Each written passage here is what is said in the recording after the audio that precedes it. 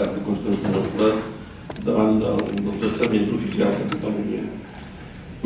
Gràcies per la ponència, crec que ha sigut molt aclaridora.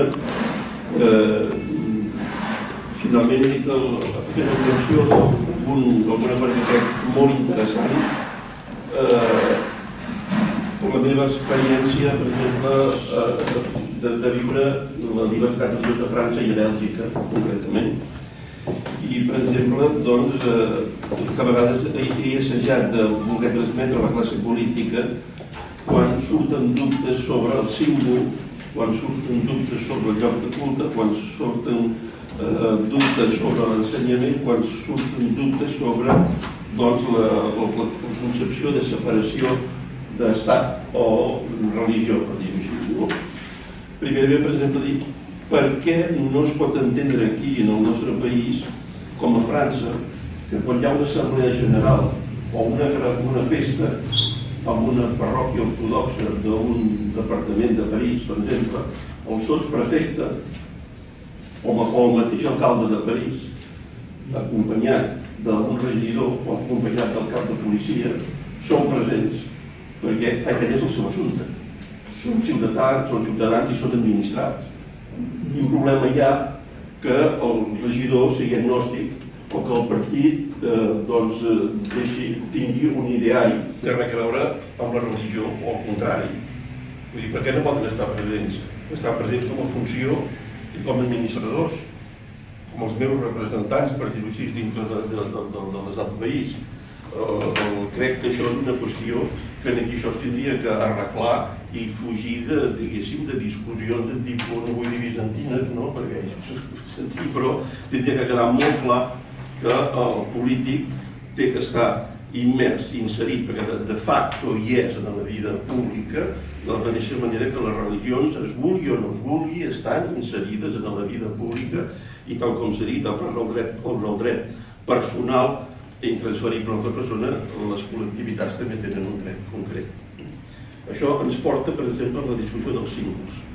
Penso que la discussió del símbol religiós s'ha portat des del punt de vista de forma una mica social o psicològica, però que si parléssim a fons de la semiòtica del símbol, és a dir, què és un símbol i per què serveix, si entenguéssim que el símbol és un llenguatge i que aquest llenguatge és propi, intrínsec de la persona i de la mateixa col·lectivitat i que precisament és la forma d'expressió més útil que té l'ésser humà.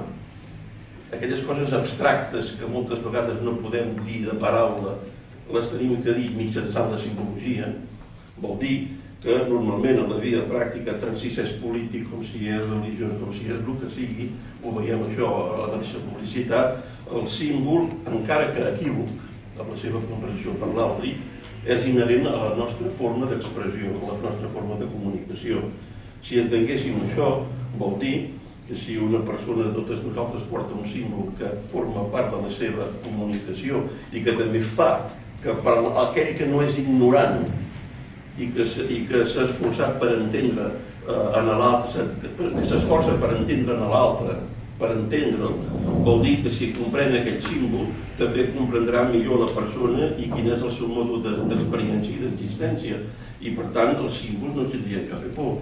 De la mateixa manera que jo puc portar una creu o una altra persona pot portar qualsevol altra cosa, també un regidor de l'Ajuntament pot portar un escut. Diguéssim que aquest escut també ens parla de moltes coses d'aquesta persona. A mi no em molesta de cap manera que un senyor porti un signe d'identificació del que és i del que ell sent. Al contrari, m'ajuda a comprendre'l. Per què, doncs, en els centres oficials no pot haver un símbol? Que potser es vol respectar una neutralitat parisienca, per dir-ho així, estaríem d'acord, però vull dir, el que no podem fer en cap manera és pervertir el símbol, que és una de les virtuts dels animals racionals, que ens distingeix precisament. Per tant, tindríem que perdre la por i jo, és a dir, informar-nos del que és realment el fons de tot el símbol. En tant, quant als llocs de culte, jo torno a França i a Bèlgica. Com és possible que l'estat francès faciliti els llocs de culte i inclús alguns que són monuments nacionals, no importa associacions o el que sigui, amb l'acord tàcit que els conservin el manteniment, per dir-ho així, i si no arriben a poder-ho mantenir és igual, però el fet que es pugui aquell edifici, aquella sala, aquell lloc es mantingui en condicions, i més si és un patrimoni, no? Resulta que França té molt millor i ben conservat tot aquest patrimoni que hi ha cultural, tant al mig del camp com a les ciutats, i en canvi aquí, simplement per dir-vos, mateix en algunes províncies hi ha capelles, esglésies, lògies que estan totalment mig perdudes, perquè no coneixen i no se saben què fer, per dir-ho així, no? Vull dir, és una cosa que és comparat amb algunes praxis d'alguns països d'Europa és bastant inexplicable. Diria també que la qüestió de l'ensenyament.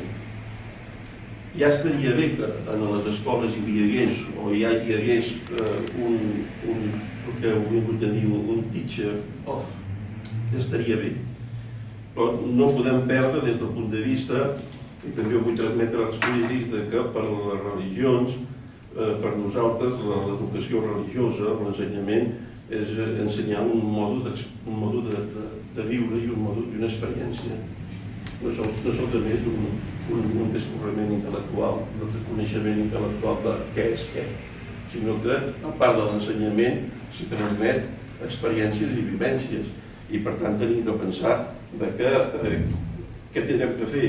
Separar el que és la informació intel·lectual a l'escola i després tindrem que espavilar-nos amb les escoles dominicals o com sigui, o és que pel fet que també tindríem dret a anar a l'escola pública i ensenyar no solament el contingut intel·lectual de la creencia, sinó també l'experiència de fe que va molt més enllà que no pas el discurs intel·lectual, per dir-ho així.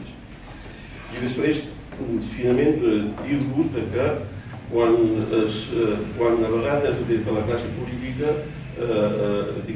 es fa una mica d'apologia de la virtut de la separació de l'Estat i de les religions, diguem, la dreta ja diríem, qualsevol expressió que hi hagi social dintre d'un país, qualsevol, amb l'administració, sempre aquells dos elements són contingents.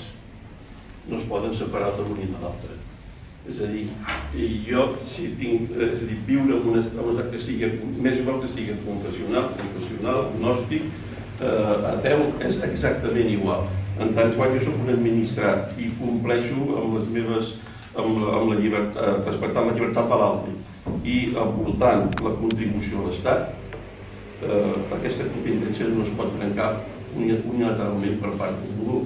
I a més dic, si jo pago els meus impostos, tinc dret en que em vinguin revinguts cap a mi, que em retornin per les meves necessitats. I aquí faig una apel·lació final per no cansar-vos, és a dir, jo no soc jurista, però penso que tota la formació o la comunitat religiosa parteix d'un error de base.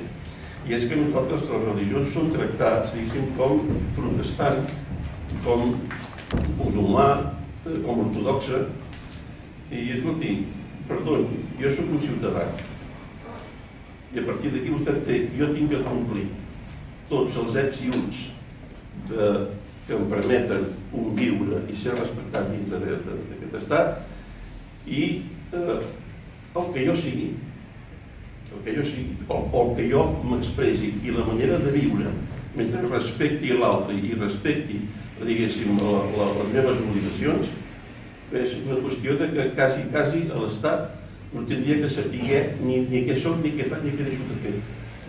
I d'aquesta manera voldria dir que de la mateixa manera que una persona a l'Estat li intenta, diguéssim, subsanar les seves necessitats, la gent que també intenta subsanar el que és la seva modo d'existència, sempre dic amb aquestes dues condicions, que respectem l'altre i que complim les nostres obligacions.